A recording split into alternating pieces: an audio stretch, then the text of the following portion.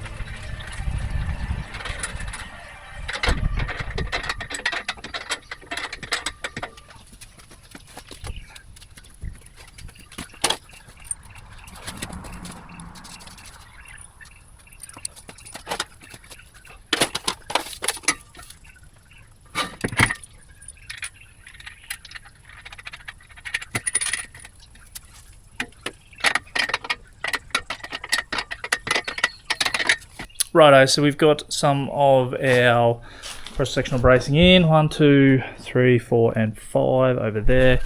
So I had a bit of a brain fade earlier on and used my brain and flipped these around and welded them in like that, which means I don't have to mess around with anything later on. And to the first one, we also double nutted everything up here. That one isn't, but these are, so it makes it a lot easier to tension it up. So that'll help stabilize the house sideways. We'll go up and have a look. As it was moving quite viciously, and I felt like I'd been in the ocean yesterday after I'd been in here all day. But